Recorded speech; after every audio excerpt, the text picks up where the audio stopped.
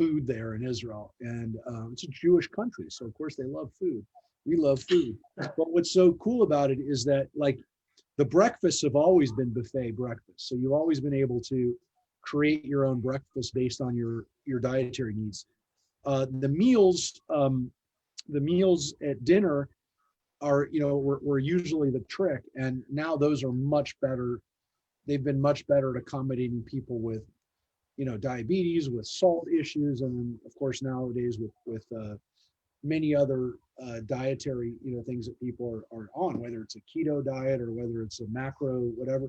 They're very accommodating. So yeah, they've become really, really good about it. Probably better than, well, maybe there's European tours that, but gosh, I don't know. I think it's harder to get some of these foods in Europe than it is in Israel, quite frankly, especially with the breakfasts and some of the fresh foods that they have in Israel. So I'm waiting, I was hoping we were going to get some other people joining us. We have a few people that are with us on Facebook, but I was hoping a few more people would join tonight. And I want to get going because we have four chapters. I don't know what I'm holding up to you. 4 chapters tonight from the book of Genesis. But this is a great chapter, great story, one that people maybe know a little bit and then a little part of. I want to take us through one chapter in particular in a slightly different way. We're going to read it, but then I want you to we're going to actually read it again with the help of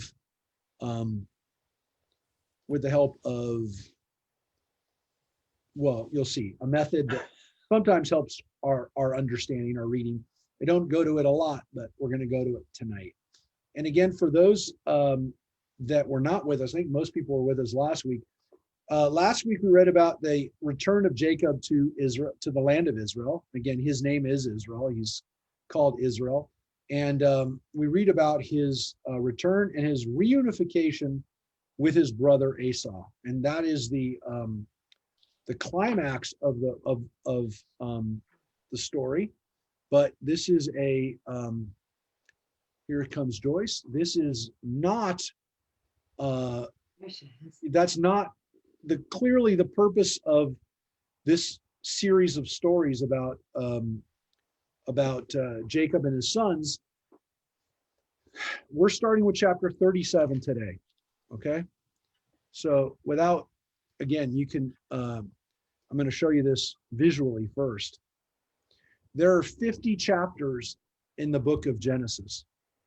50 chapters. There's 1 through 50. The first 10 chapters get us, 11 chapters get us through Noah and right up to Abraham. Abraham starts here in chapter 12. Abraham is out of the picture by here. 12 chapters. Abraham and Isaac. This is the binding of Isaac. Chapter 25, Isaac already has his kids, and now we're in the story of Jacob and Esau. And Jacob and Esau, and Jacob with his family, all the way to here. About 12 chapters. It's a lot. But here's the thing. The next chapters, from now until the end of Genesis, are all about Joseph and his brothers. Joseph, at the end of chapter 37, winds up in Egypt. The last 13 chapters, right? There's as much about this story of Joseph and his brothers as there is about the creation of the world all the way to Abraham. So again, creation all the way to Noah.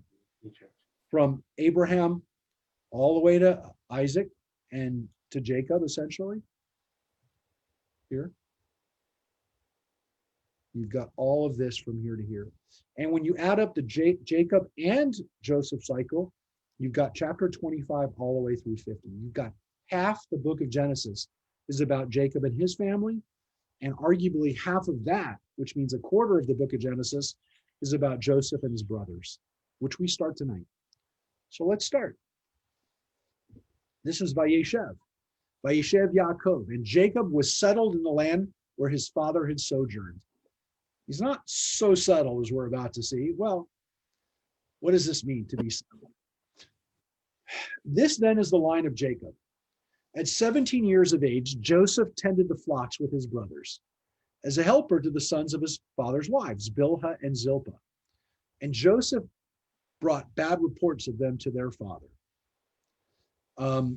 Now, it could be that he's only reporting on his half brothers that are Bilhah and Zilpah's kids, those 4 kids, you know? It's possible. Gad, Asher, Zebulun, and Issachar. That those are the ones that he brings a bad report. Could be. Or sorry, Dan Naphtali. Yeah, Dan Naphtali. Could be that he brought bad reports about all the sons. We're not really clear because he's a helper to those brothers, but it says he's training his flocks with his brothers. So was he like just helping out those next brothers? We don't know. All we know is he brought bad reports of them. That's strike 1 against Joseph. We don't know exactly whether it was true, whether it wasn't true, but that's strike 1. Most people don't remember that part. They know this part. Israel loved Joseph best of all his sons, for he was a child of his old age, and he made him an ornamented tunic. By the way, it says he's son of his old age. It doesn't say that he's son of his favorite wife, Rachel, which is also clearly one of the issues, but he's his baby. He makes him an ornamented tunic, or as we know, katona pasim, the coat of many colors. Technically, it is ornamented tunic, but we know it as the coat of many colors. When his brothers saw that their father loved him more than any of his brothers, they hated him, so they could not speak a friendly word to him. Strike 2. By the way, first thing, it seems like Joseph was a bit of a rat, or just a gossiper, whatever. Number 2, the father makes a horrible decision of favoring one child over the others, demonstrably. And now we get to the last one. Once Joseph had a dream, and this is the one you know too, which he told to his brothers, and they hated him even more. He said to them, "Hear this dream which I have dreamed. There we were, binding the sheaves in the field.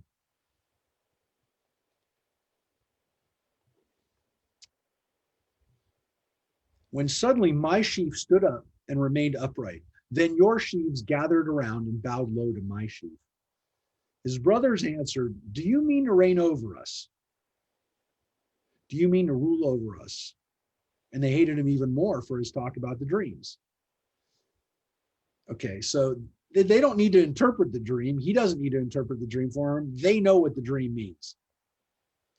He dreamed another dream, and he told it to his brothers, saying, "Look, I've had another dream.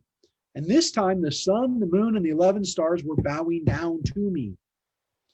And when he told this to his father and his brothers, his father berated him. What he said to him is this dream that you have dreamed. Are we to come, I and your mother and your brothers, and bow low to the ground? So his brothers were wrought up at him, and his father kept the matter in mind. That's the story of the dreams, the story of the tunic. Now here's where it gets good. One time, when his brothers had gone to pasture their father's flock at Shechem, Israel said to Joseph, "Your brothers are pasturing at Shechem. Come, I will send you to them." And he answered, "Hineni, Hineni, I'm ready." Joseph says it to his father. Hineni, here I am. That's the call, right? The call and response. I'm ready. So he knows this is a big deal. He knows it's a big deal. And he said to him, "Go and see how your brothers are and how the flocks are faring, and bring me back word." So he sent him from the valley of Hebron when he reached Shechem. So he's starting at Hebron. He goes to Shechem. A man came upon him wandering in the fields. The man asked him, "What are you looking for?" He answered, "I'm looking for my brothers. Could you tell me where they're pasturing?" The man said, "They have gone from here, for I heard them say, 'Let us go to Dothan.'" So Joseph followed his brothers, and found them at Dothan. Now, I just want to pause right here and say that this scene of Joseph encountering this man in the middle of nowhere who tells him exactly what he needs to know has led our traditional scholars to say that this is not a man at all, that this is an angel sent there to make sure that he finds his brothers. Because remember, if he doesn't find his brothers, the story doesn't move forward. So the angel had to be there at that moment.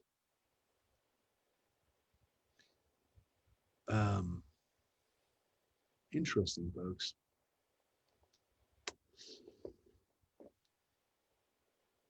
They saw him from afar, and before he came close to them, they conspired to kill him. They said to one another, "Here comes that dreamer. Come now, let us kill him and throw him into one of the pits, and we can say a savage beast devoured him. We shall see what comes of his dreams." But when Reuben heard it, he tried to save him from them. He said, "Let us not take his life."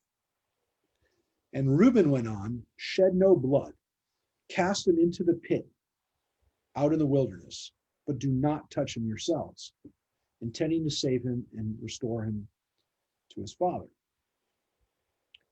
When Joseph came to his brothers, they stripped Joseph of his tunic, the ornamented tunic that he was wearing, took him and cast him into the pit. The pit was empty, there was no water in it. They sat down to a meal. Looking up, they saw a caravan of Ishmaelites coming from Gilad, their camels bearing gum, balm, and laudanum to be taken to Egypt. Judah said to his brothers, "What do we gain by killing our brother and covering up his blood? Come, let us sell him to the Ishmaelites. But let us not do away with him ourselves. After all, he's our brother, our own flesh." His brothers agreed. When Midianite traders passed by, they pulled Joseph out of the pit. They sold Joseph for 20 pieces of silver to the Ishmaelites, who brought Joseph to Egypt. And when Reuben returned to the pit and saw that Joseph was not in the pit, he rent his clothes. Returning to his brothers, he said, "The boy is gone. Now what am I to do?" They took Joseph's tunic, slaughtered a kid, and dipped the tunic in the blood. They had the ornamented tunic taken to their father, and they said, "We found this. Please examine it. Is it your son's tunic or not?" He recognized it and said, "My son's tunic. A savage beast devoured him. Joseph was torn by a beast." Jacob rent his clothes, put sackcloth on his loins, and observed mourning for his son for many days. All his sons and daughters sought to comfort him, but he refused to be comforted, saying, "No, I will go down mourning to my son in Sheol." Thus his father bewailed him. The Midianites sold him to Egypt, to Potiphar, a courtier of Pharaoh and his chief steward. The end. The end. Now, I went through that very fast. Don't be fooled. Now we'll talk about it. So, the basic bottom line that we always take away from this is that Joseph is sold into slavery. But this chapter is really, really, really problematic. Really problematic. And it jumps around in places and in ways that really confound the head. Like what, I mean, it's nitpicky, but it's also confusing. And it's confusing when you look at it for a lot of ways. So I actually want to spend some time here tonight looking at this chapter. I promise we'll get to the other chapters, but I want to look at this chapter. Because the bottom line, and again, it's not the most important thing, but it is really interesting what happens in this portion. And there are some hints in this portion for bigger things, much bigger than a coat and one guy. First of all, the rabbis knew that a long time ago. They knew that this was a bigger story than anything. Maybe this little story of a coat ended up changing the course of Jewish history. And they actually say, the rabbis say in the Talmud, because of a coat, our people wound up as slaves. Meaning, again, that if the brothers hadn't fought, if it hadn't been for this coat, this stupid coat that Jacob gives to his son, maybe the brothers wouldn't have hated each other, and maybe this whole scene wouldn't have happened, and maybe we wouldn't have wound up as slaves. They could also make the argument the Torah seems to be teaching us that it was prophesized. Abraham's told that his descendants were going to be enslaved. But there's this kind of background thing, like maybe that was written after the fact.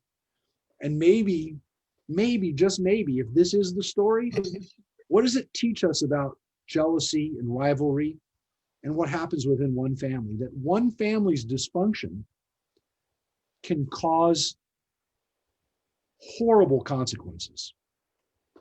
Now, for most of us, if we destroy our family, we're destroying a family, and that's it. It's tragic and it's horrible, and who knows what consequences it will have.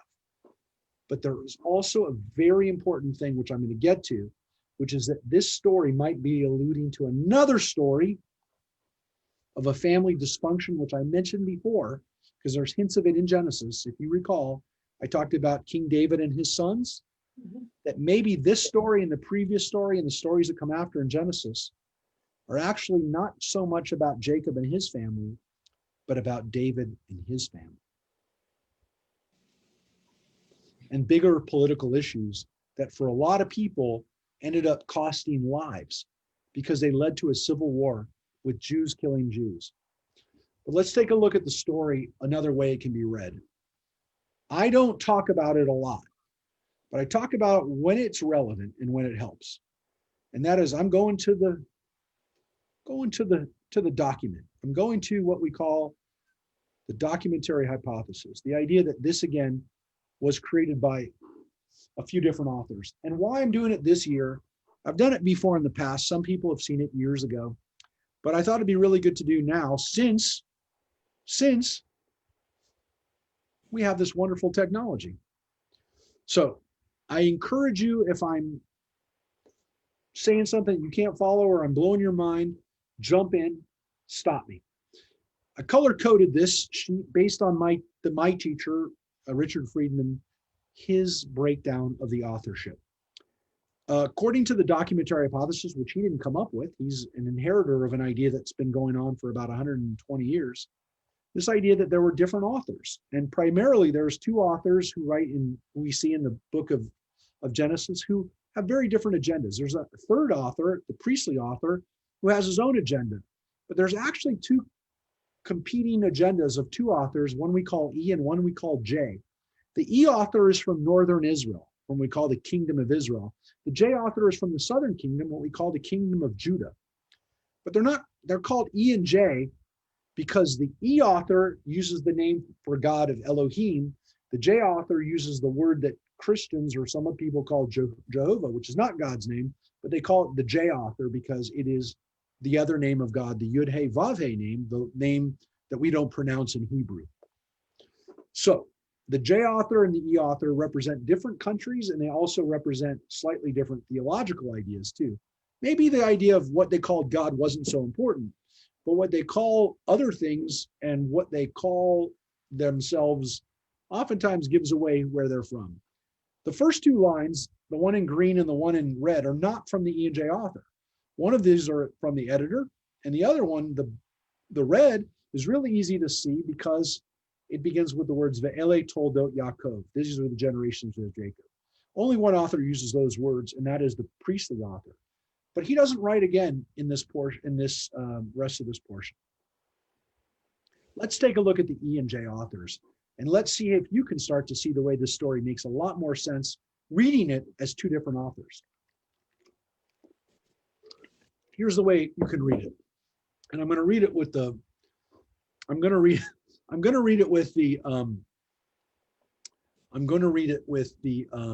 blue color first. I'm going to read it with the what we call the J author. The J author, generally speaking, he's maybe a better storyteller. He's definitely more graphic storyteller. And he uses imagery and poetry, and he uses puns. Some people even think maybe Jay was a woman. Definitely there's more stories about women in J. Here's the way the story goes in J. Joseph, being 17 years old, tending the flock with his brothers, and the lad was the son of the lad was with the sons of Bilhah and the sons of Zilpah, his father's wives. And Joseph brought to his father their evil report.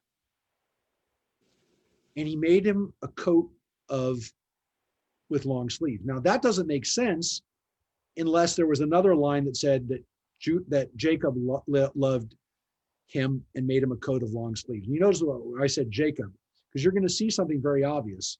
One author calls him Jacob and one calls him Israel. The one who calls him Israel is from the northern kingdom, from the kingdom of Israel. Then it continues. And Joseph dreamed a dream and he told his brothers. And then we have the dream sequence. I'm not going to read you the whole dream sequence, but it ends with, and his brothers envied him, but his father kept that in mind.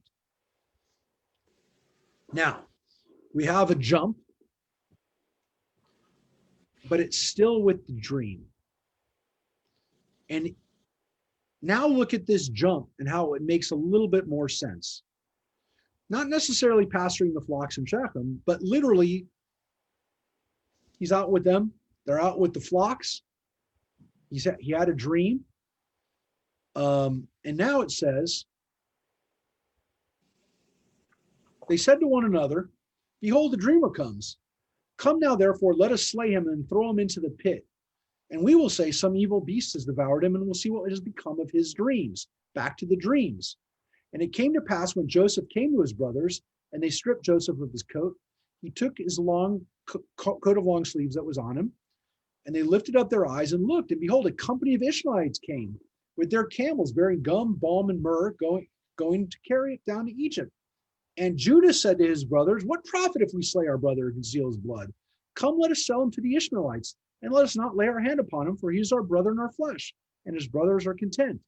And they sold Joseph to the Ishmaelites for 20 pieces of silver, and they brought Joseph to Egypt. And they took Joseph's coat and killed the kid of the goats and dipped the coat in its blood, and they sent the coat of long sleeves to their father and said, is this his coat or not? And his father wept for him. That's the end of the J story. Notice, by the way, who's the hero in that story? Judah. Judah. Oh. This is the blue story, right? Only look at the blue. Yeah, okay. Story, it's blue, and Judah is the hero. The Judah author has Judah as the hero. Makes sense. In this story, they never throw him into a pit. They're about to kill him. They take off his coat, which again, the coat is a big part of this story. The big part of the story here. And what do? They sell him to the Ishmaelites.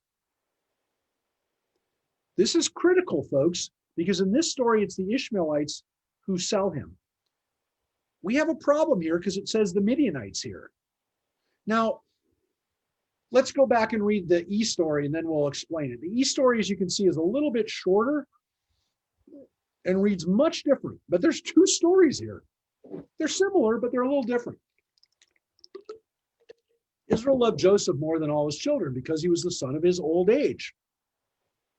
And when his brothers saw that their father loved him more than all the brothers, they hated him and could not speak peaceably to him. Nothing about the dreams. And his brothers went to feed their father's flock in Shechem. And Israel said, that whole scene about going out, here he is, sees the guy telling him at Dotan. And when they saw him from far away, even before they came near him, they conspired against him to slay him. So, in this story, they do throw him in the pit in the blue story, but they don't. In this story, look what happens. They saw him from far away. They conspired against him to slay him. And Reuben heard it and saved him from their hands and said, let us not kill him. And Reuben said to them, shed no blood, but throw him into the pit in that wilderness and lay no hand upon him, that he may rid him from their hands to deliver him to his father again. And they took him. And in this one, they actually throw him in the pit. In the other story, they say they're going to throw him in a pit and they don't do it because the Ishmaelites come before they even throw him in the pit. In this story, They throw him in the pit. There's no water in it. And they sat down to eat bread. And look what happens in this story. Now it makes sense. Then there passed by Midianite merchants. They drew him up and lifted and took him out of the pit. And Reuben came back to the pit, and look, there's Joseph's not in the pit. And he tore his clothes and returned to his brothers and said, the child is not, where shall I go? And the Midianites sold him in Egypt to Potiphar, an officer of Pharaoh's and the captain of the guard. So in this story, he's thrown into the pit. He's going to die in the pit, except Reuben knows, I'm going to come back and get him out of the pit once my brothers are gone. What happens in this version of the story, there's no coat, but in this story, when Joseph's in the pit, the Midianite merchants come by and pull him out and sell, and they take him. They don't buy him. They simply take him. Now, do you see how much more sense this story has? See, the problem with this story, the way we have it, is there's a contradiction. Because in verse 28, it says the Midianites came by and drew him out of the pit and took him out of the pit. And they sold Joseph to Ishmaelites for 20 pieces of silver and brought him to Egypt. Well, there it's the Midianites take him out and they sold to the Ishmaelites.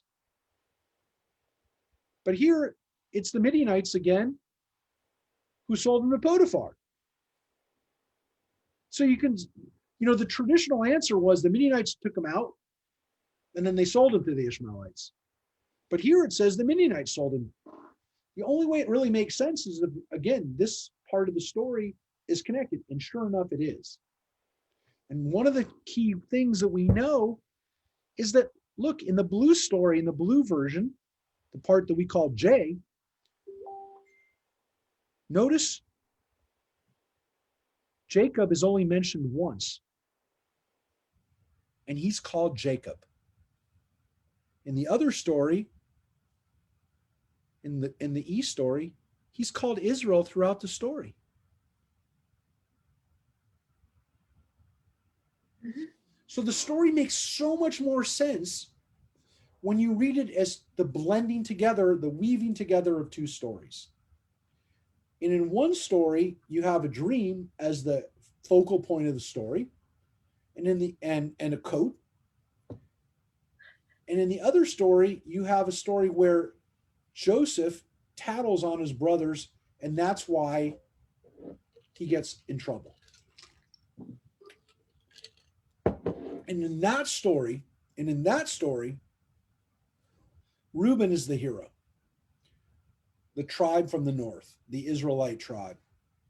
So this has a lot to say with who the writers wanted to elevate as the hero. So what's wonderful about this reading of this chapter through the documentary hypothesis is it actually helps us understand contradictions and weird things in this story. Now, can the story be read together as one unit? Absolutely. That's the way we've read it for thousands of years. And it can be read together. There's a cumulative effect here, which is that Joseph has a whole bunch of problems with his brothers. He's got tailbearing, he's got a coat, he's got dreams, he's got a whole bunch of stuff. But when the stories are pulled apart, it means that in one author, the dreams were a problem. The coat is a problem. And in the other one, Joseph's wrongdoing really isn't that he's really only telling the truth against his brothers. And of course, Joseph is one of the northern tribes too. So in the black version there, the black ink version, Joseph is really kind of not as, I wouldn't say creepy, but Joseph doesn't make his brothers feel bad in as much as he does in the blue version, which is that he makes his brothers hate him by telling them the dreams. So here you have two versions of a story that are two tellings of a story that are woven together really beautifully. I mean, overall, the stories are woven together beautifully, but the story makes a lot more sense when it's read separately. It really does. Because when you think about, why he gets thrown into the pit, how he gets thrown into the pit, it doesn't really kind of make sense. So just keep in mind that this is one of the few times where I'm going to kind of show the text, in a way that, in a way that's going to kind of maybe help us. I'm going to show you one other thing in the text, which is not in Genesis, which is why I'm telling you, why is this story about a coat maybe much more than a story about a coat? I told you that there's a connection to this story. And well, first of all, by the way, does anybody have any questions or comments or points of whatever? I mean, does anybody have anything that they want to say about that reading of Joseph's story? I mean, I know that's a lot, but I want to make sure everybody's on the same page before we move on. I know I've kind of given a lot of information just now in a very short period of time, but we're here to read the whole chapter. We're not here, the whole portion. We're not here just to focus on one story, but I really do want to, we had the technology and I wanted to show you the story. So is everybody with me on that? I mean, everybody Yes, got usually you give us information, what they say in the midrash and what the discussions are about the conflicts in the story. Yep. And I'm not hearing that from you. Yeah, because again, in this case, the answers are much easier when you look at the way the stories pull apart.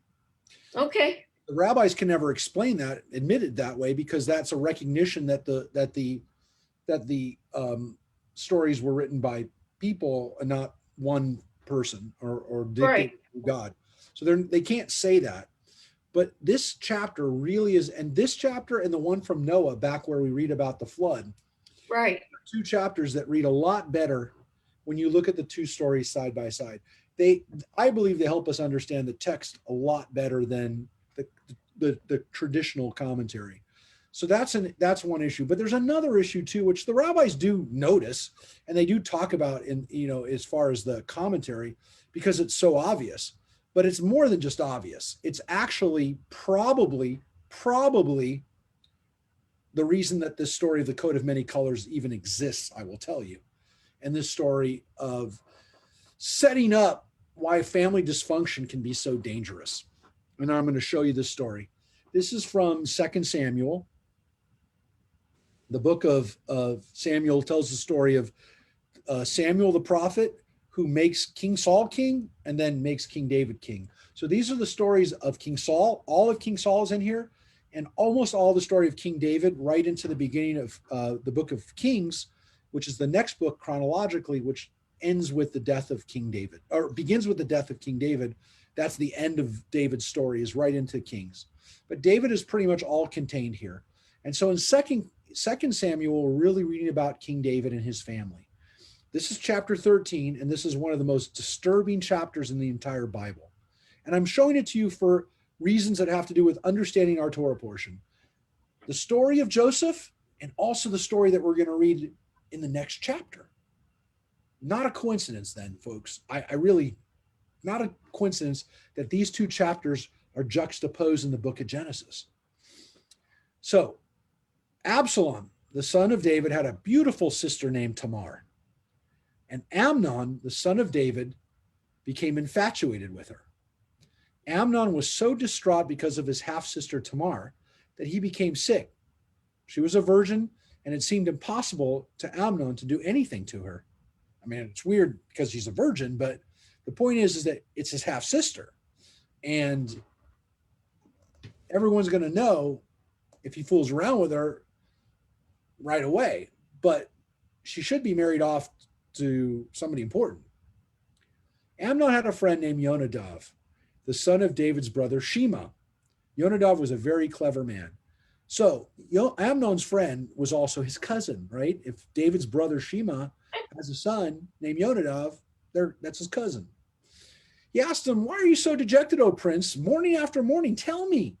Amnon replied, "I'm in love with Tamar, the sister of my brother Absalom," which is another way of saying my sister, but he didn't say that. He said the sister of my brother Absalom. Yonadav said to him, "Lie down in your bed and pretend you're sick.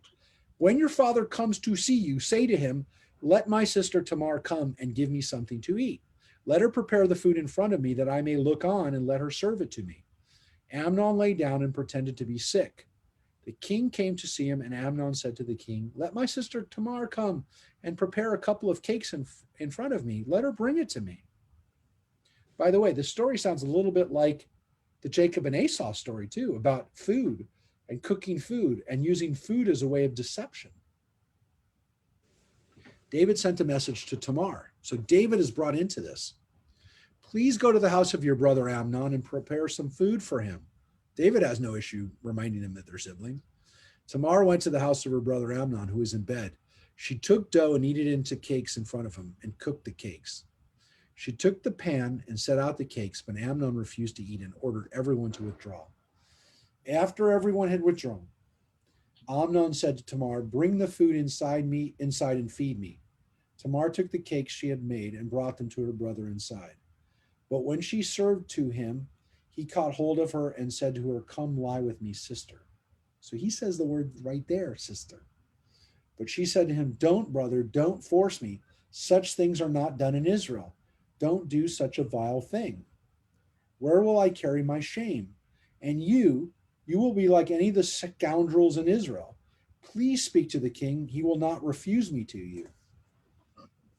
So she seems more concerned with the rape than she does about the incest. But he would not listen to her. He overpowered her and lay with her by force. Just like the rape of Dinah that we read about too. All these stories are in the same section in Genesis, and they all come together in this chapter. Then Amnon felt a very great loathing for her. Indeed, his loathing for her was greater than the passion he had felt for her. And Amnon said to her, "Get out." She pleaded with him, "Please don't commit this wrong to send me away. That would be even worse than the first wrong you committed against me." But he would not listen to her. It's terrible. It's a terrible story. He summoned his young attendant and said, "Get that woman out of my presence," and bar the door behind her. She was wearing an ornamented tunic, Ketonet Pasim. For maiden princesses were customarily dressed in such garments. His attendant took her outside and barred the door after her. Folks, the phrase Ketonet Pasim only appears 2 times in the entire Bible. Joseph and here. Only 2 times. Tamar put dust on her head and rent the ornamented tunic. Same exact words. Tore the tunic.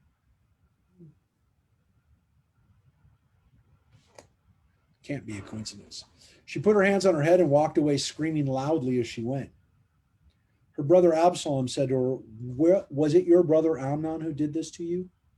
For the present, sister, keep quiet about it. He is your brother. Don't brood over the matter." And Tamar remained in her brother Absalom's house forlorn. And when King David heard about it, he was greatly upset.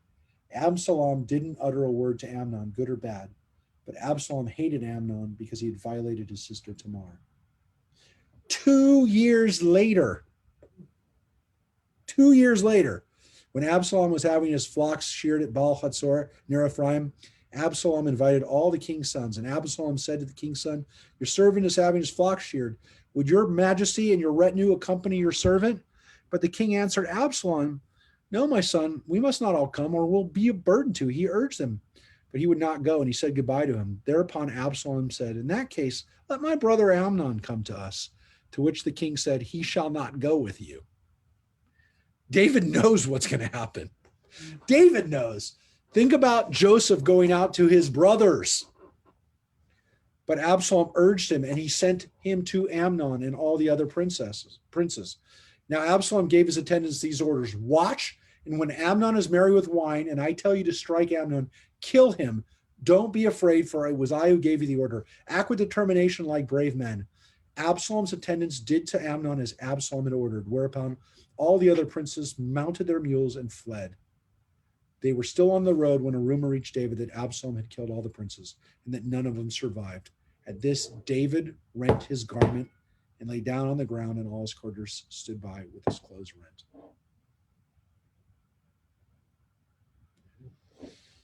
Uh, Yonadav, that same guy, said to his uncle, the one who started this whole thing, my lord must not think all the princes are killed. Only Amnon is dead. For this has been decided by Absalom ever since his sister Tamar was violated. So the king should not think that all the princes, only Amnon's dead. Now what happened? I'm going to skip ahead a little bit too. David's crying. Absalom fled. And Absalom lives outside for 3 years. And King David was pining away for Absalom, for the king had gotten over Amnon's death. King David loved Absalom more than all his other sons, just like Joseph. And we don't have time to read the whole story. Go read 2 Kings if you want to read a really brutal and graphic and very powerful story. But Absalom ends up coming back, but not being allowed to be king. Basically being told you'll never be king. And Absalom says, you know what? I'm not okay with that. And he starts a rebellion against King David and almost kills King David. Until David's general, Joab, who's also David's cousin, kills Absalom. David never gets over it. And he says, Absalom, oh Absalom, right? He loves his son Absalom, even when he had to be chased out of Jerusalem when Absalom led this revolt. Absalom almost took power forever, almost got rid of his father, King David, and David still can't get over it. Thousands of Jews died in that civil war between Absalom and King David. Thousands in this insurrection, in this coup. So, folks, if this was on people's minds during the time of King David, it's very, very possible that the book of Genesis is actually giving us some clues for why this is so important. Mm-hmm. So I will tell you, that story of Absalom is Amnon, Tamar. It's a terribly tragic story. Terribly tragic story. And it happened. I mean, we can't prove it. We don't have the evidence of the people. We don't have their bones. We don't have the places that but I'm almost positive that story happened. And I believe that the stories of Genesis were allegories or precursors or teachings about how bad this was. So back to Genesis, back to Joseph. We read at the end of chapter 37 that he's in Egypt with Potiphar. We'll come back to that. But meanwhile, we jump to chapter 38. We don't jump, we go to chapter 38. But chapter 38 is a totally different story. It's not about Joseph. But now that you've just read 2 Samuel, read this story now and understand why I showed you that 2 Samuel story today. Definitely had a lot to do with that chapter, the coat of many colors, brothers hating each other. Look at this story, chapter 38. This is not, I would say, the most well-known story, but it's right in the middle of the Joseph stories. And it's, again, wow, Joseph's in Egypt. How does that story end? Now we're going to give you another story. And so here we go. But remember 2 Samuel. About that time, Judah left his brothers and camped near a certain Adullamite, whose name was Hirah. There Judah saw the daughter of a certain Canaanite, whose name was Shua. And he married her, and he cohabited with her. By the way, you kind of miss this in the Hebrew, but I'm going to point it out to you. Judah knows a certain Canaanite. His name is Shua, and he has a daughter. Her name is Bat-shua. Sounds a lot like Bathsheba. It's literally a play on that name. Bat-shua. That's the name of the woman that Judah marries. It's this play on Judah's descendant, King David, who's a descendant of Judah, who marries a woman named Bat-shua. Remember, she was bathing on the roof, kills her husband, Bat-shua. Well, this woman named well, we don't really learn anything other than her name was the daughter of Shua, but she conceived and bore him a son named Er. She conceived again and bore him a son named Onan. She again bore him a son, and his name was Shelah. He was at Chaziv when she bore him. Judah got for Er, his firstborn, a wife. Her name was Tamar. Holy moly. Where have we heard that name before? Yep. Not many Tamars in the Bible, my friends. As a matter of fact,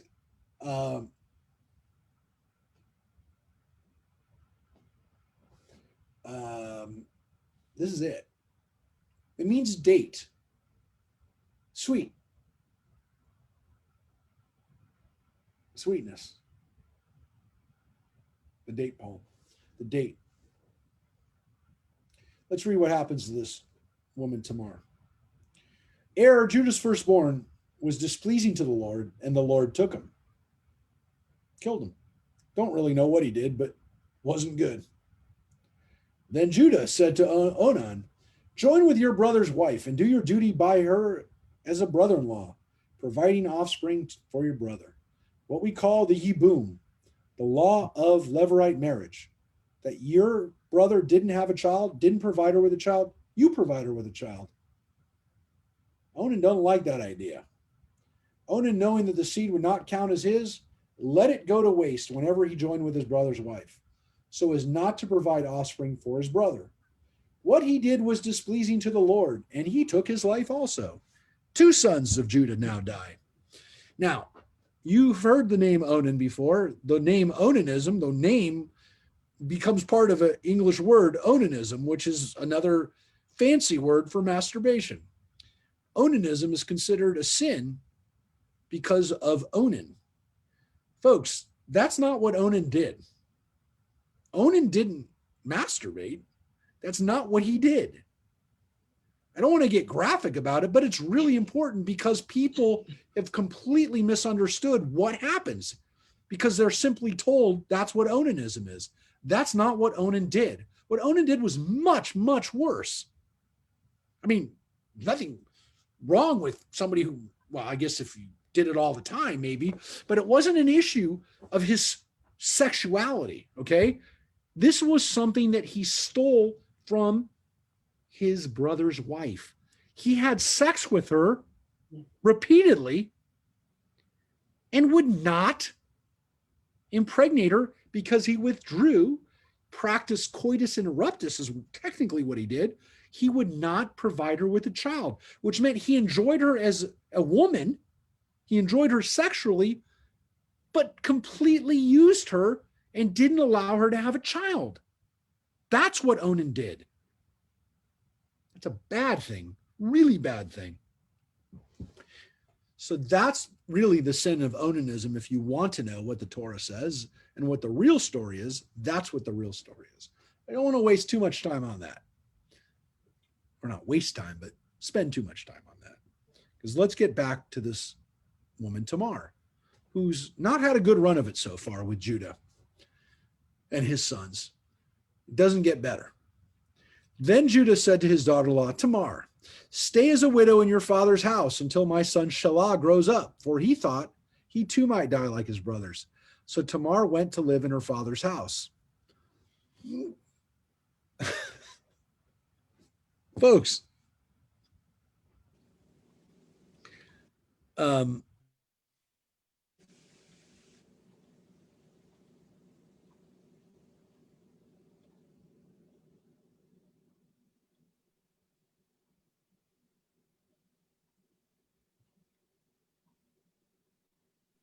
You get frozen again, Yeah.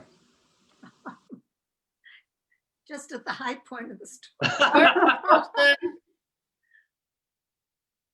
Come on, Rabbi. Come back to it. Rabbi, you're frozen. We can't hear you. He looks so cute. Definitely frozen. Very passionate. He'll go out and come in again. Oh, my We'll try again. Hello, hi, David and Cheryl. Hi, Hey, Joyce. Joyce. Tell you, if anybody who wasn't familiar with the Bible was listening to this, I think they'd be surprised, shocked. But they don't have as much fun as we have. Oh my goodness. I'm learning a lot. All my I subjects, always do. I know, it's amazing. Me too. Yeah. It's a highlight of my week.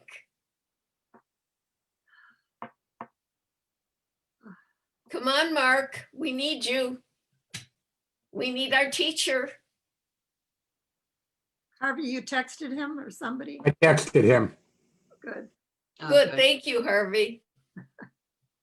Oh my goodness. Well, Usually it's closer to 8:30 when it goes out, not at 8 o'clock. and it's only 8 o'clock. Yeah, so he's 30 minutes early. And I was a little late because I was at a board of directors meeting for College of the Canyons. And all of a sudden I realized, oh my God, it's after 7. I just abruptly left the meeting. I didn't even say anything. Rabbi just said, "Oh, tell everyone I'm coming right back." I was Oh, late. is that what he said? Right, correct. I was Okay. late because my son walked in right at 2 minutes to 7 because my grandson was going to be in a concert that was virtual from his high school. And he finally showed up playing guitar. So it was about 25 after 7. So that's why I was late. There's too much Zoom going on. I mean, it's Zoom, Zoom, Zoom, and they're conflicting. Yes. And I'm blessed that I get to see my children in Texas on Wednesday nights, because without this class, I wouldn't see them every week. Hi, guys. I love you. I love you too. We love you too. What's going on with Texas? He says some overloading on my computer.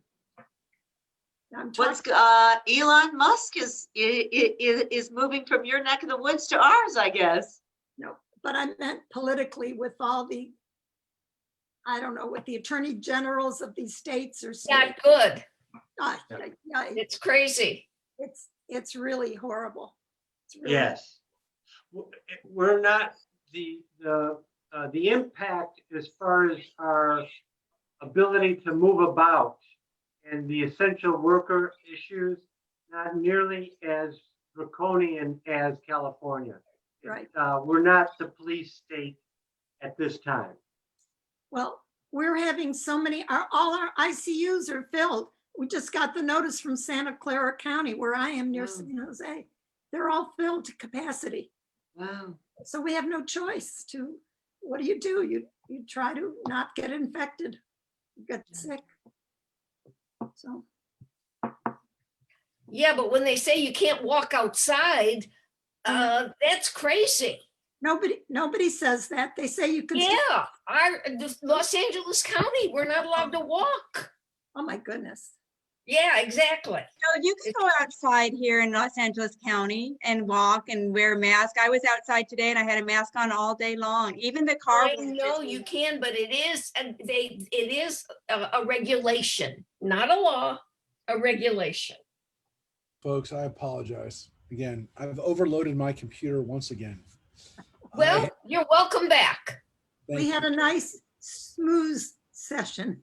Good, good. We, Well, we had what's called Rabbi Interruptus. oh, geez, that's phenomenal. That is phenomenal. Perfectly poised and perfect. I set you up with that too. Yes. Dang, that is hysterical. That is, He is his father's son. Yes, he is.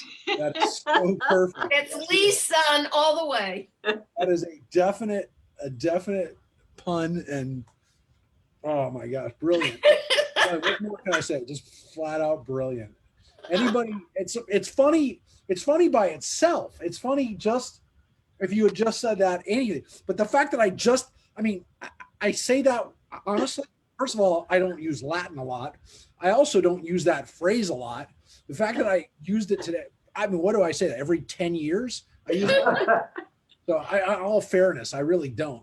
Well, yeah, it's crazy. And I want to tell you, we just got to we're about to get to the good part because this is a crazy part. But I want to tell you, when I first saw this stuff, when my teacher first brought all this together, the Genesis this part of Genesis and the book of Samuel, I'm like, oh my God, my eyes they were open because I suddenly saw all this stuff. Because remember, I just showed you the story of the kings of Judah, of David's family. Remember, when Absalom finally decides to wreak vengeance on his brother, when his period of mourning was over, Judah went up to Timnah to the sheep shearers together with his friend Hira the Adullamite. Sheep shearing. That's when Amnon got it, was when they were sheep shearing. I mean, okay, they're shepherds. They did that a lot. But you don't hear about it a lot. You don't hear about the sheep shearing time a lot. That setting, that backstory is in both stories. In Kings, the murder scene, and then this scene here. And remember, this story is about King David's ancestors, the Judahites, the Jews, our ancestors. Tamar was told, your father-in-law is coming up to Timnah for the sheep shearing. She took off her widow's garb and covered her face with a veil, and wrapping herself up, sat down at the entrance of Enaim, which is the road of Timnah. For she saw, this is a tough one, for she saw that Shelah was grown up, yet she had not been given to him as a wife. So Judah did not do what he was supposed to do, did not give him the last son. When Judah saw her, he took her for a harlot, for she had covered her face. Gosh, she was wearing a mask, folks. She was wearing a veil. She was wearing a mask. So she turned by the side of the road and he turned by her and said, here, let me sleep with you. For he did not know that she was his daughter-in-law. Which I guess it would have been okay if she was just the normal woman by the side of the road, but he didn't know that it was his daughter-in-law. What she asked, will you pay for sleeping with me? And again, the sleeping part isn't euphemism in English. It's not the words that they use in Hebrew. The words that they use in Hebrew for this action is avo, and here tavo, to come to me. Now again, we use the same phrase in English, but that's not the point. It's not sleeping. They're clearly not sleeping, as you'll see. He replied, I will send a kid from my flock. But she said, you must leave a pledge until you have sent it. Where are you paying? What are you paying with? And he goes, I'll send it to you. I'll do this on credit. And she says, fine, but you better give me something as collateral. And he says, what pledge shall I give you? And she replied, your seal and your cord, and the staff which you carry. So he gave them to her, and he slept with her, and she conceived by him. Then she went on her way. She took off her veil and again put on her widow's garb.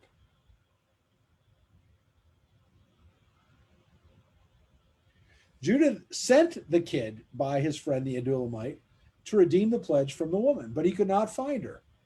Now again,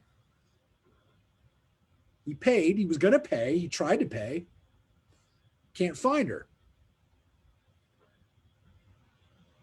He inquired. And by the way, also notice that friends, just like Amnon's friends, his friends are part of the story too. He inquired of the people of that town, where's that cult prostitute, the one at Enaim by the road? And they said, there's been no prostitute here. Now, I will tell you, by the way, that the words that they use here are different than the words that they used before. Here it says the Kadesha, which is why they translate it as cult prostitute. Because the word Kadesha, as you can see, has the root Kadesh or Kiddush, which means sanctified prostitute. In those days, there were cultic prostitutes that you visited for worship, which again kind of begs the question, how did Judaism compete with a religion that had cultic prostitutes? They did. They did. We did.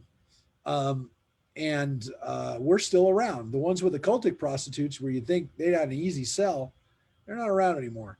But again, he says we're not looking for a common street whore. We're looking for the cult prostitute, which maybe, by the way, is that they described her the wrong way. But anyways, we know that she wasn't a cult prostitute. She wasn't a streetwalker. She's a woman pretending to be these things for one purpose, to get Judah. But wait a second. What's Judah going to do? What's Judah going to do? He just gave this woman his staff, which, okay, staff helps him walk. It's his staff. You have a nice cane. You like it, right? It's a nice little thing. But wait a second. He also gave this woman his cord, his seal. He gave this woman his driver's license, folks. He gave him his credit cards. He gave him his whole wallet, because his seal is only his seal, and it's his ID. It's what he uses to pay for things. It's what he uses to get into to make any kind of deal. He's got to put his seal on it, but it's what he would use for all business. It's identification and his credit.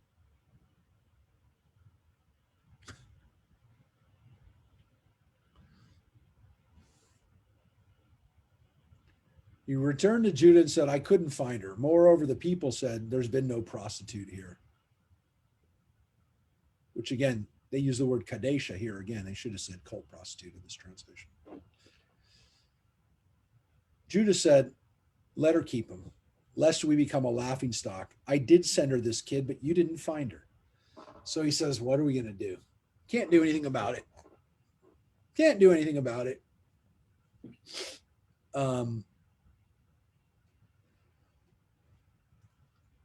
What are you going to do? Well, you know what's going to happen. About 3 months later, Judah was told, your daughter-in-law Tamar has played the harlot. In fact, she's with child by harlotry. Bring her out, said Judah, and let her be burned. She was brought out. So she sent a message to her father-in-law and said, I'm with child by the man to whom these belong. And she added, examine these. Whose seal and cord and staff are these? Wow. This is insane.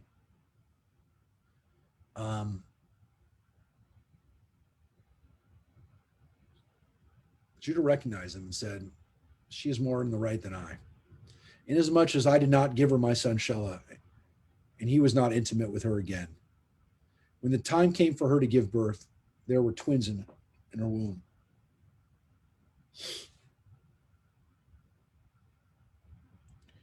While she was in labor, one of them put out his hand, and the midwife tied a crimson thread on that hand to signify this one came out first. But just then he drew back his hand, and out came his brother. And she said, what a breach you've made for yourself. So she named him Breach. She named him Peretz. Afterward, his brother came out, on whose hand was the crimson thread, and he was named Zerach, or Zerach. Again, these are the birth of twins.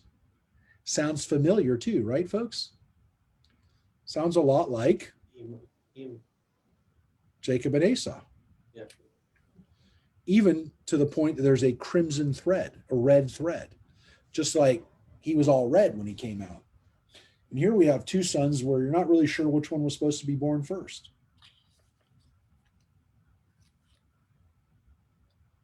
Interesting. So,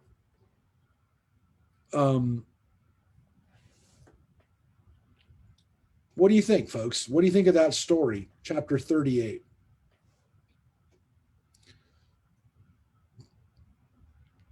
Any questions, comments, anything that anybody notices now about this story?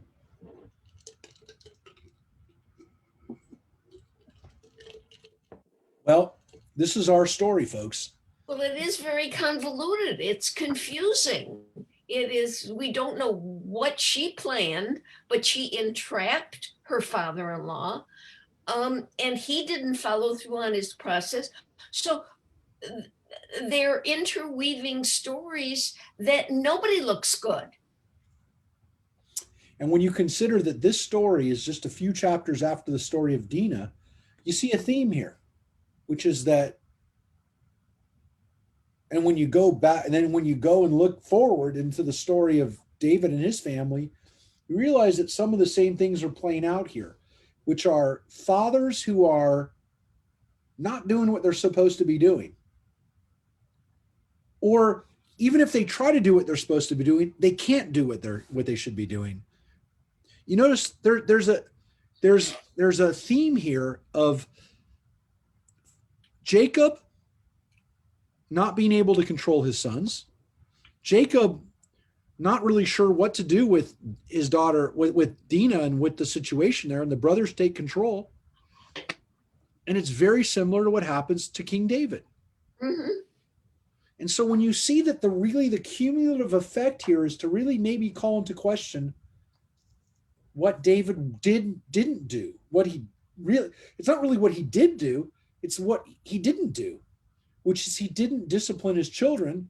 He didn't keep them in line, and they run all over him, and they end up causing huge problems for everybody. So it's an interesting story of, and the names and the themes are just too obvious. The Bat Shua, the Tamar for the women, the brothers hurting each other, the whole kind of backstory of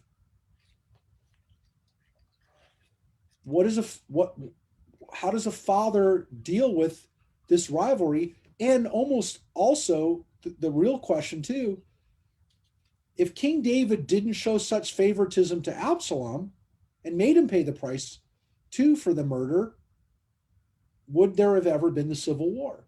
So there's this real question of, what does, and this all happens in the tribe of Judah too. And that's also the use and misuse of sexuality. Yep.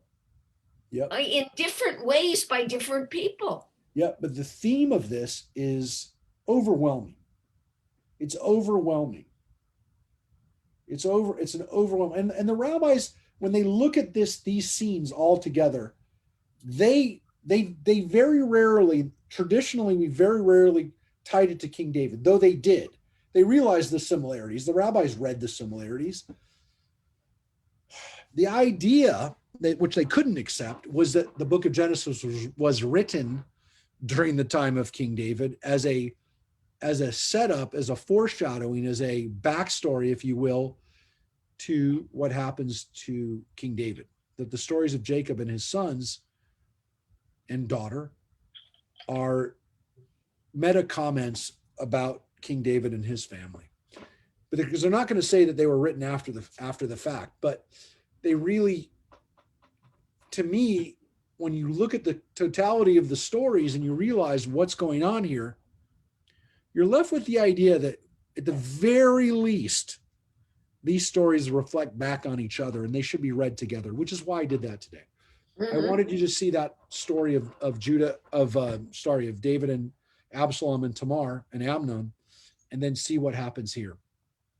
Because it also, of course, as the rabbis do point out, it sets up the next chapter and the way we're going to finish today, which is Joseph in Egypt, which then has as its backdrop, as Joyce pointed out, these stories of sexuality, which don't end with Joseph. As a matter of fact, Joseph maybe shows himself to be the son who's able to do the right thing in that situation. We'll take a look in chapter 39, because now we're back in Egypt. So again, a lot to think about. One version of the Joseph story that I thought was really good, that was done a few years ago, probably about 20 years ago now, actually. There was a series of there was a series of Bible movies that were made back. They were distributed through TNT, but they were made, they did a whole bunch of them. They did Abraham, Jacob, and Joseph, and they did a Moses. The Moses one had Ben Kingsley. The Joseph one had some actors that were not as well known, though interestingly, Ben Kingsley was in the Joseph one too. He played Potiphar, and in the Moses one, he was Moses. But the Joseph one did something very interesting, which it showed the story of Dinah. Joseph told the story of Dinah to the Egyptians, told it to Potiphar, and it kind of explained a little bit about this next scene, which is the Potiphar scene, which we looked at in the Midrash class, the Tuesday morning class, not too long ago. So it should be fairly fresh in people's minds who are in Tuesday. I'm going back to the Torah, to the story in chapter 39 of Potiphar, Joseph and Potiphar's house. When Joseph was taken down to Egypt, a certain Egyptian, Potiphar, a courtier of Pharaoh and his chief steward, bought him from the Ishmaelites who had brought him there. Folks, I don't want to dwell on it, but again, was it Ishmaelites Or Midianites. or Midianites? And I am going to show you, since I have the text here and can do it real quick. The last thing we read was Midianites sold him to Potiphar. Yeah. And the Ishmaelites were definitely there. But if it's the other author, it makes a lot more sense that we have Ishmaelites that sold him to Potiphar. The Lord was with Joseph, and he was a successful man, and he stayed with the house of his Egyptian master. When his master saw that the Lord was with him and that the Lord lent him success with everything he undertook, he took a liking to Joseph, and he made him his personal attendant and put him in charge of his household, placing in his hands all that he owned. So Joseph starts out assumedly as a lowly slave that he's bought, and something happens to him, which is that his master understands it. Like everything that Joseph does turns out good. So let's say he's trying to figure out how to plant crops. Joseph's crops all come out good when Joseph is working for him. So Joseph now goes to the height. He's working for him as his personal attendant, his chief slave. So he starts out as a lowly slave, winds up being his head slave. And from the time that the Egyptian put him in charge of his household and all that he owned, the Lord blessed his house for Joseph's sake, so that the blessing of the Lord was upon everything that he owned, in the house and outside. He left all that he had in Joseph's hands, and with him there, he paid attention to nothing save the food that he ate. And Joseph was well built and handsome. So he looked good, he was handsome, and he also looked good. That's the way that it says it in Hebrew. Again, reminds us of his mother, Rachel. Same words. His mother, Rachel. After a time, his master's wife cast her eyes upon Joseph and said, "Lie with me." But he refused. He said to his master's wife, "Look, with me here, my master gives no thought to anything in his house, and all that he owns, he's placed in my hands.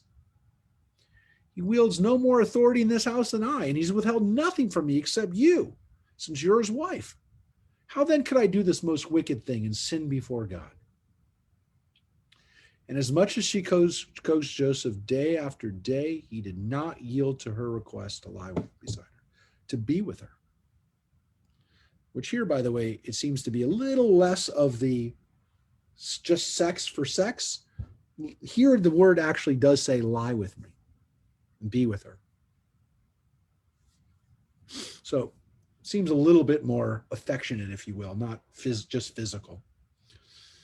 Not that it matters. And by the way, she's never named in the Torah. In the Midrash, we see that her name is given as Zuleika, which is also very prominent. We mentioned this in Tuesday, very prominent in the Quran. In the Quran, the story of Joseph and Zuleika is very prominent.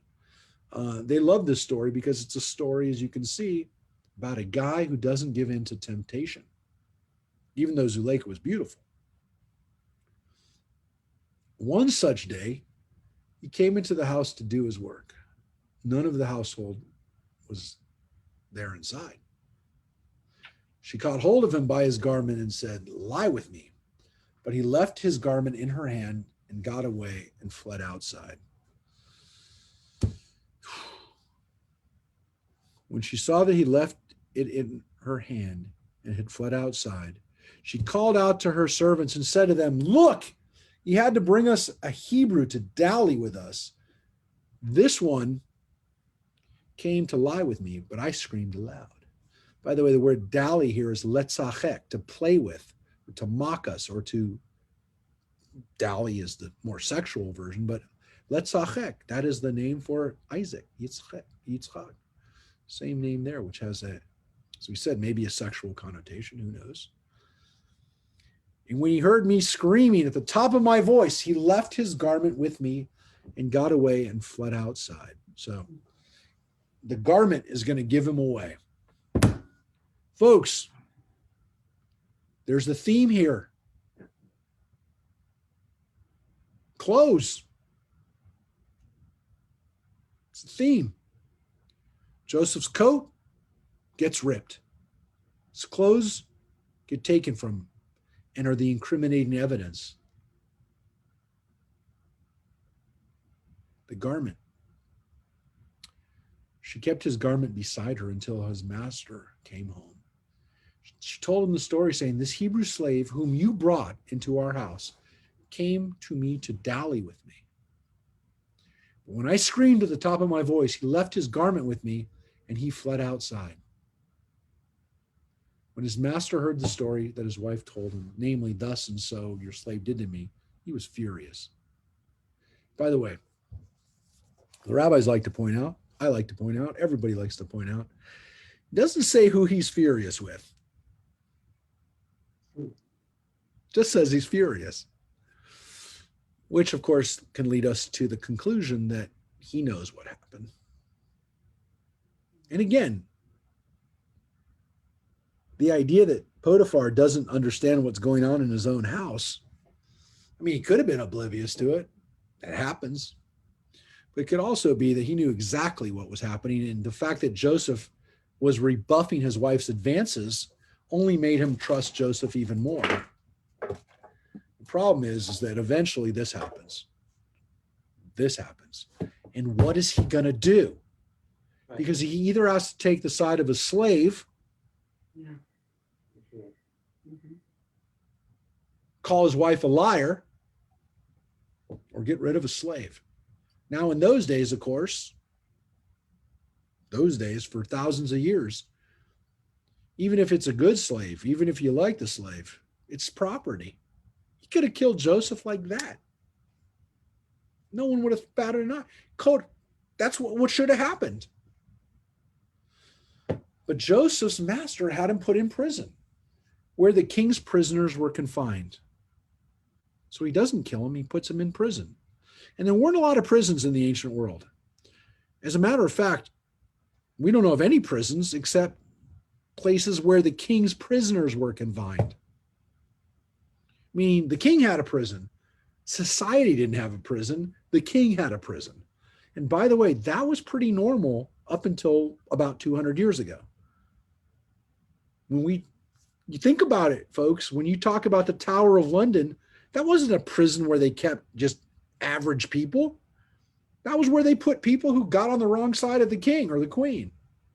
Prisons were essentially for the royalty to put people that they wanted to put.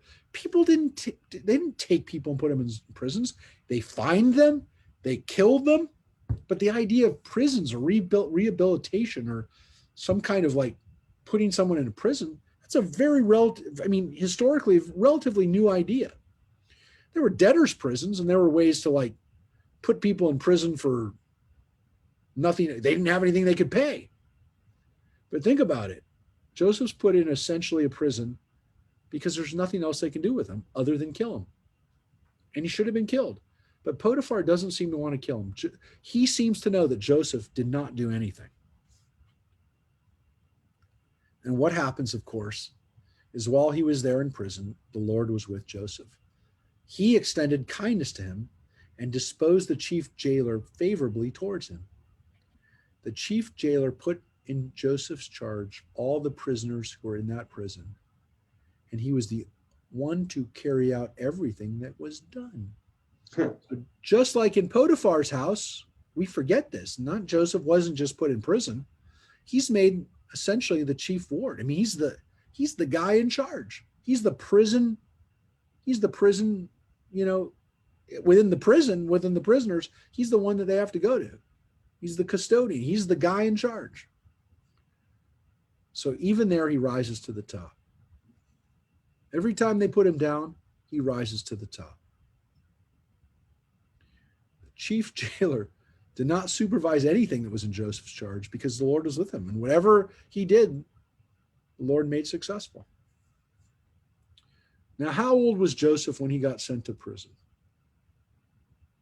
Anybody? We don't know. It's not a trick question. Well, we know he's at least 17 because he's 17 when he goes out to find his brothers. But let's say he's in Potiphar's house for a little bit. Let's say a year, 2 years, whatever. He still goes to prison when he's essentially a teen, or maybe 20. He's young. He's losing the best years of his life for no reason. Because his brothers sold him into slavery or were going to kill him, and he winds up as a slave. And now he's been accused of rape, which he didn't do. So he loses the best years of his life. Even back then, I didn't go to college back then, but when you're in your 20s and you're still physically fit, you're still having a good time, you're sowing your wild oats, if you will. Not Joseph. He's in jail for a crime he didn't commit. And here we finish up with this final scene, the last 2 chapters, which are the story of Joseph in prison. 2 chapters, by the way, this goes through. Chapter 40 and 41. This is the last chapter. This is chapter 40. So this story begins chapter 37. Joseph is a teenager this all happens in 1 chapter. Why I'm pointing this out, by the way, is because a lot happens here. A lot happens here. And of course, we have chapter 38, which isn't about Joseph at all. But a lot happens here. Because, well, let's see what happens. Let's see what happens by the end of this chapter, by the end of this story. Where we started and where we ended, which, by the way, could be the title of 2020. Where we started and where we ended. Let's take a look. Sometime later, the cupbearer and the baker of the king of Egypt gave offense to their lord, the king of Egypt. Pharaoh was angry with the 2 courtiers, the chief cupbearer and the chief baker, and put them in custody in the house of the chief steward, in the same prison where Joseph was confined. The chief steward assigned Joseph to them, and he attended them. When they had been in custody for some time, both of them, the cupbearer and the baker of the king of Egypt, who were confined in prison, dreamed in the same night, each his own dream, and each dream with its own meaning. When Joseph came to them in the morning, he saw they were distraught. He asked the Pharaoh's courtiers who were with him in custody in his master's house, saying, "Why do you appear downcast today?" And they said to him, "We had dreams, and there is no one to interpret them." Joseph said to them, "Surely God can interpret. Tell me your dreams." So he says, God's going to interpret the dreams. I'm not going to interpret the dreams. God is going to interpret the dreams. Then the chief cupbearer told his dream to Joseph. He said to him, "In my dream, there was a vine in front of me. On the vine, there were 3 branches. It had barely budded when out came its blossoms, and its clusters ripened into grapes. Pharaoh's cup was in my hand, and I took the grapes and pressed them into Pharaoh's cup and placed the cup in Pharaoh's hand." Joseph said to him, "This is its interpretation. The 3 branches are 3 days. In 3 days, Pharaoh will pardon you and restore you to your post. You will place Pharaoh's cup in his hand, as was your custom formerly when you were his cupbearer. Now, folks, he's his wine sommelier, if you will, except he's also his wine taster, if you will. Because as his job would have entailed tasting the wine before it goes to the king, to Pharaoh, he's the most obvious one who could poison the Pharaoh. Now, it doesn't say anywhere here that this was a plot to kill Pharaoh, but it does seem to be the intention. Because if the two people who most likely could kill Pharaoh are the people that make his food, the baker, and the cupbearer who brings him the drink. So if you're going to kill somebody with poison, royalty, the only way you can do it is if you have somebody that feeds him be there to be part of it, be part of this conspiracy. So seems like that was what the plan was, because here's the baker now.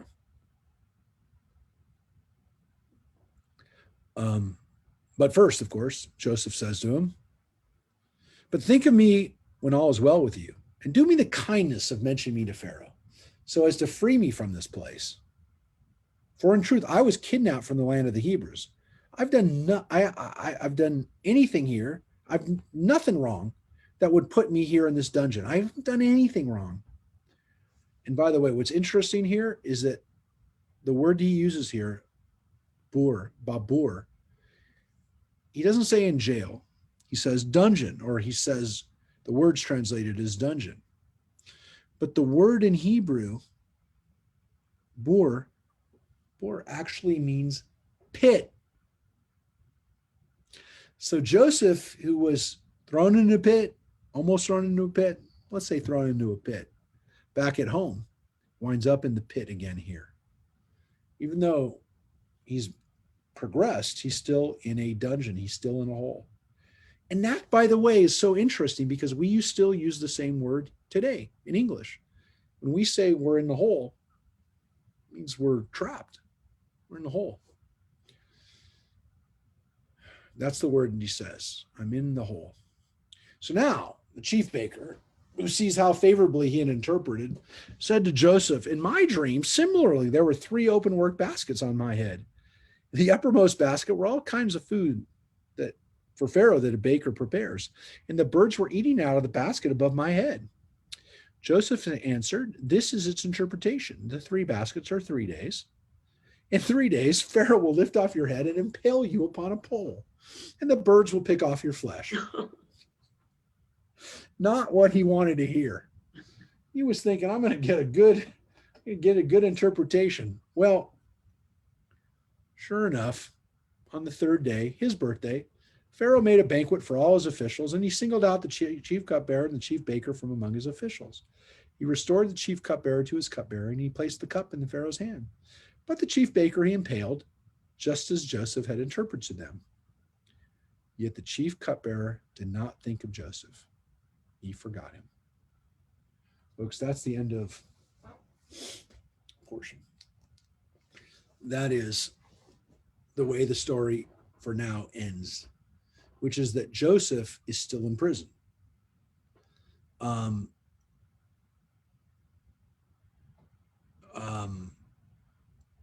mean, you can make the argument, how's he going to work? How does he work that in?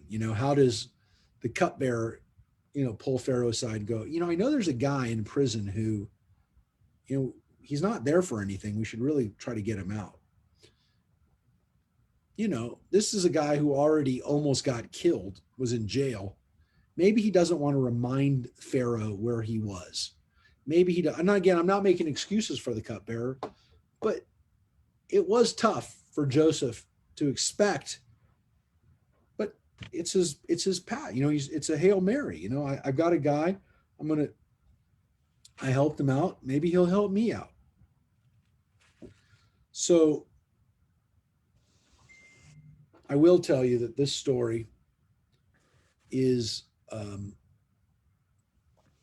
very interesting story. It's a story that, as I mentioned, occupies the last 13 chapters of 14 chapters of the book of Genesis.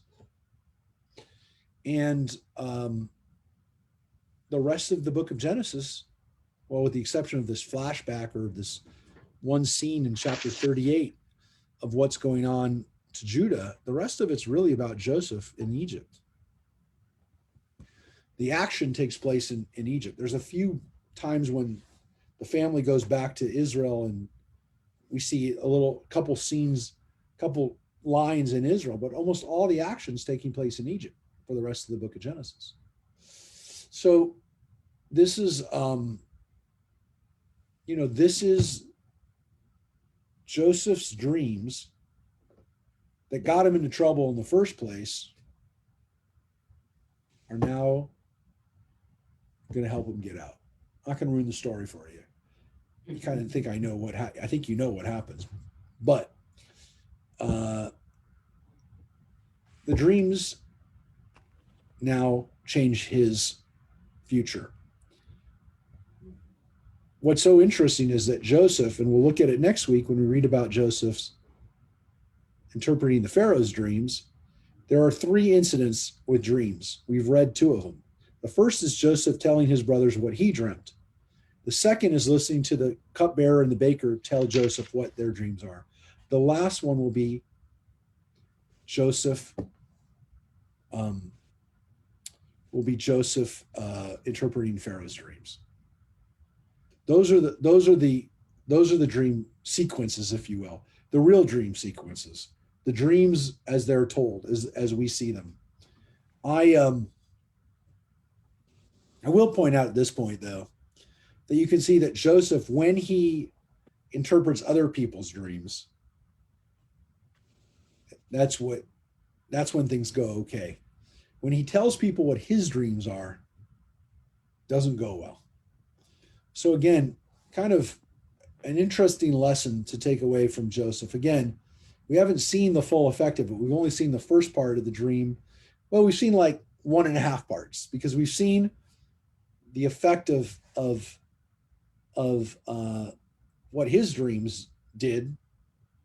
We see the first part of what interpreting the cupbearer's dream is. We're going to see the next half when the cupbearer finally does the right thing and says to Pharaoh, hey, there's this guy. And then we see what happens with the final part. So if you look at the dreams like this, it starts down here with Joseph interpreting his own dream, telling the people his dream, gets up here when he interprets the dream. And then the final piece is when he actually interprets the Pharaoh's dream and ends up becoming the second most important guy in the world. And so he's not the vice president of Egypt, because assumedly the vice president of Egypt didn't do anything. He's the real guy who's making the decisions. He's the chief of staff, or he's the guy in the White House who actually gets things done. So that's what Joseph ends up doing with his powers. And it's a great lesson, because it shows you that if we try to use our powers for ourselves and not try to use them to help other people, they oftentimes backfire. And with Joseph, what he says to the cupbearer and the baker here in prison is, it's God doing it. It's not me. So he's in it. He's definitely seems to have learned humility in the prison and in being slave. Did he have to? Was this what Joseph had to go through in order to be the kind of person that he needed to be? I don't know. But whenever we read this story, you realize that Joseph's life is,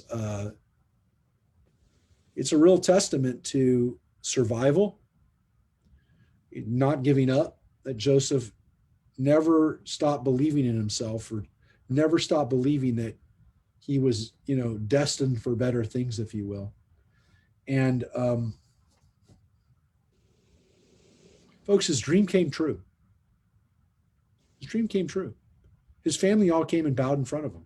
He wasn't wrong. But by telling his family that this was what was going to happen, he got in a lot of trouble. So there's also an interesting understanding here about knowing what and when to say things. And in some cases, you need to know that when you say certain things, it doesn't make you look good. And Joseph definitely learns humility by this point. And interestingly, when he learns humility, that's when he becomes the most powerful, one of the most powerful people in the world. It's only after he's been chastened, it's only after he's learned humility.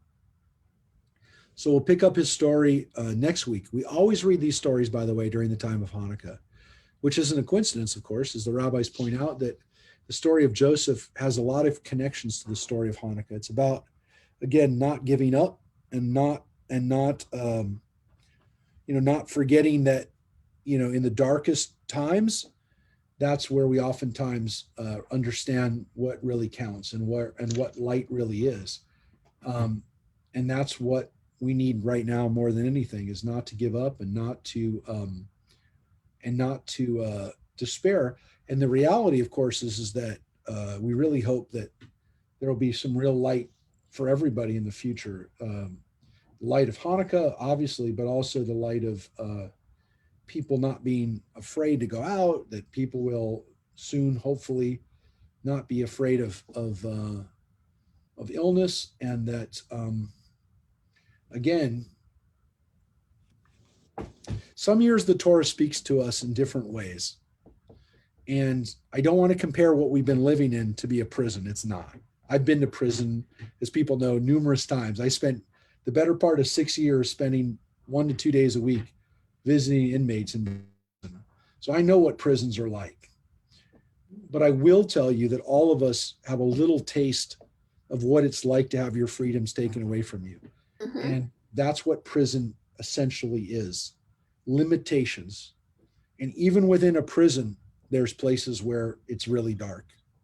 There's places where people's freedoms get taken away. And again, however we have to understand what we're doing, and I don't want to get into the politics of it or but the reality is that everybody has spent time not being able to do what they wanted to do over this last year. Everybody has spent time.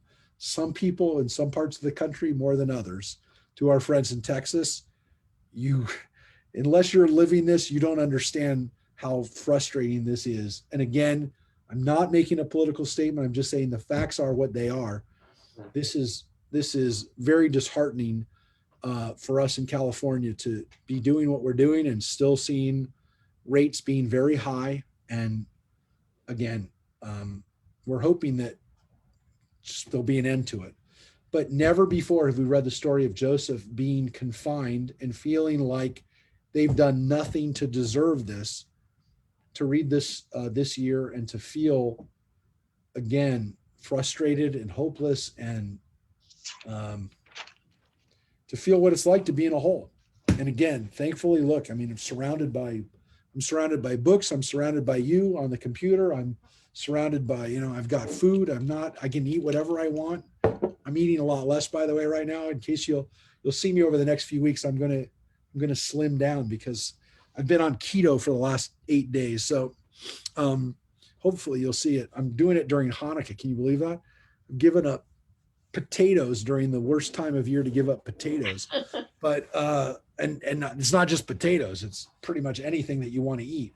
But in all seriousness, I mean, the reality is that our limitations at this time of year, when we read this story, have a new resonance. And again, Joseph didn't give up, and we can't either. We can't give up, and we can't despair, because again, our hope is that when we come out of this, we hope that we're better people than we were when we went into it. And maybe we've learned some stuff about what's really important too. And that is the hope. I mean, for people like me that try to teach values and try to work on ourselves and help others work on themselves, we hope that when people come out of this, that we don't go back to some of the things that were hurting us and were hurting our society in the first place. So we're hoping that when people come out of this, they'll remember the things that are really important and get back to their values of when they come out of this and say, what did I learn from this? What are my takeaways? What are the things that mean the most to me? And I don't want to have taken away from me ever. Maybe we'll be better people for it. So Joseph seems to have learned from the experience of an unjust incarceration. And maybe we'll learn from what this last year has taught us. So where we came into this year and where we went out, where we went into this portion and when we came out, you never would have known. Joseph never could have imagined what his life would be like. And of course, it's not over. We'll read next week that it turns around. And who knows? Let's pray for some miracles. And again, if you read the article that I had in the Signal this last week, no matter what, please do your part during this season to thank those healthcare workers that are working tirelessly to keep us healthy. And they're everywhere. These people, they're everyday, nurses and doctors and EMTs and people who are literally on the front lines right now. Santa Clarita right now, as a lot of people know, is our hospitalization. Our hospitals are now packed with COVID people right now. Yesterday there were 65 patients at Henry Mayo with COVID. Talked with my friend Dr. Mike Schoenwetter yesterday. He was there visiting some of his newborns, which is always good to see newborns and makes you happy when you get to go to the hospital and see newborns. He can't go a lot. He hasn't been able to go a lot because of the restrictions, but he saw our chief of staff and a good friend of mine and great OBGYN, Dr. Nishiguchi, our chief of staff over there at Henry Mayo. And Dr. Nish said they have run out of everything. They've run out not only of ventilators, but they've also run out of IV poles because every COVID patient needs 4 IV poles. So they've run out of IV poles for the other patients because they didn't have enough IV poles. So it is definitely right now in Santa Clarita, not good. So please be careful for those who are local and wherever you are, please be careful because there are definitely hospitalizations here at a very high rate. So that is it's indisputable. Whatever you want to say about why we're here and how we could have gotten here or not gotten here, it's here in our community right now at a really bad rate. So please stay safe. Have a great Hanukkah. Join us tomorrow night at 6 o'clock for menorah lighting on our Zoom channel. And not this one, not this Zoom address, but our main one that we use for most everything else. Our Zoom address, which I will post right now. I'm gonna post it up right now in our chat area so that you have it and that you do not forget where to go tomorrow night at 6 o'clock or 9 o'clock. Well, 9 o'clock Houston time. Sandy Keaton loves Dr. Nish. We all love Dr. Nish. I mean, I've never had to see him myself, but he's a wonderful guy and one of the sweetest. He's going to put something there. One of the sweetest guys. I'm just going to post up the ID for our Zoom Hanukkah candle lighting tomorrow night, and we have songs and stuff every night. It's not long. You can just join us to pop on for 10 minutes and light the Hanukkah candles with us. Light the Hanukkah candles. Have your own Hanukkah ready, and of course you can have already lit your candles. Have your candles nearby. But just celebrate a little bit with us. Again, I'm going to post it up. Rabbi, the link is in the e-blast though, isn't it? It is in the e-blast, but I always just put it up for everybody so you have it another place. It's up in different places. It's up. I just put it up right now. Yeah, Wendy. Well, I didn't have to work as hard as Wendy. I didn't have to sing, but Wendy did songs for us every night. And please join us and just say hello. just let us know you're good during Hanukkah. Look at those tasty donuts, which I won't be eating. Whatever. I'm not gonna moan about it. I ate like a monster the last 3 months, so I'm paying the price now. It's terrible because I'm looking at myself over the last 9 months. I can see in my tapes, when I've gone up and down over the last 9 months. There's video footage. There's never been so much video footage of me, and it's not all good. It's not all good. So, anyways, enough about that. I'm not gonna. Enough about that. Just enjoy Hanukkah. Eat stuff for me. Eat a latke for me. All right, everybody. Take care. Happy Hanukkah. Happy Hanukkah. Thanks, Rabbi. Thank you, Rabbi. Take care. Thank you.